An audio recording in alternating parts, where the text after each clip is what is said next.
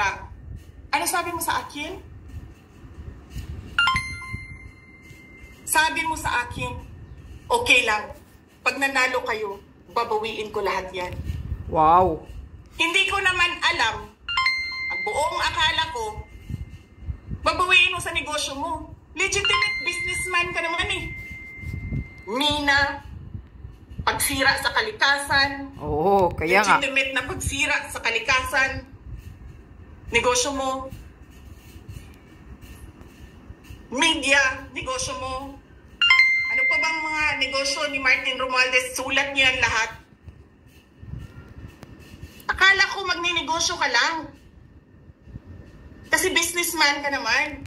Hindi ko naman alam, binubulsa mo.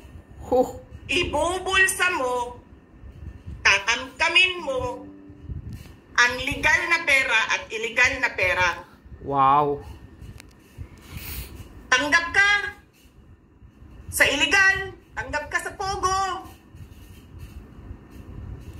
Pinaalis nyo lahat ng kompetisyon ninyo, naiiwan ang pogo mo. Oh, ganun? Tanggap ka. Totoo yung sinasabi ni Maharlika pala. Talaga. May nagsasabi pa, tumatanggap ka sa smuggling, sa droga. Oh.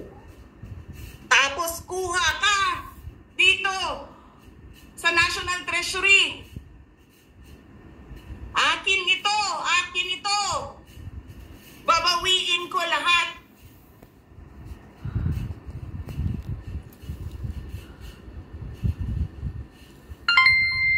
Masakit sa akin, Martin, hindi yung pagsira ng pangalan ko eh. Ang masakit sa akin, maalis mo man ako sa presidential race, hindi pa rin ikaw ang presidente. King ina mo. Correct. Walang boboto sa'yo. Please lang. Wala.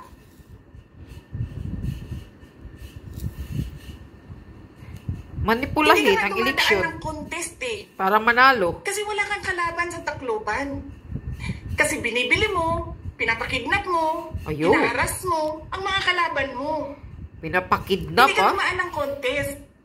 Ang alam mo lang, kasi mayaman ka, bibilihin ko lahat ng tao ng pera.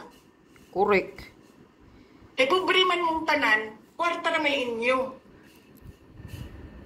There is nothing in you except money.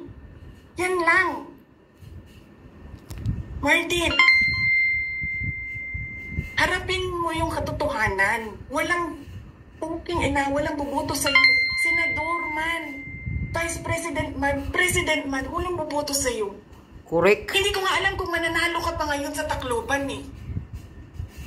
Palamang hindi na. Sinong gusto sa lahat sa buong Pilipinas ang ibalik ka sa Kongreso? E di lahat ng tao pupunta yan doon sa Tacloban, mangangampanya yan sa kalaban mo. Kasi magnanakaw. Magnanakaw. Hindi ka dumadaan sa audit. Magnanakaw ka, Martin Romualdez kuno. Kinikidnap pa ang mga kalaban ng kakandidato pala. Milyon. Hinaharas. Certification lang ng congressman. 1 million, 2 million, pirma lang. Wow. Alam Kaya mo, nga. bakit alam ko? Kasi may MA din ako. May MA ako sa DepEd, may MA ako sa OVP. Pero sa amin, sa akin, nire-require ako ng resibo.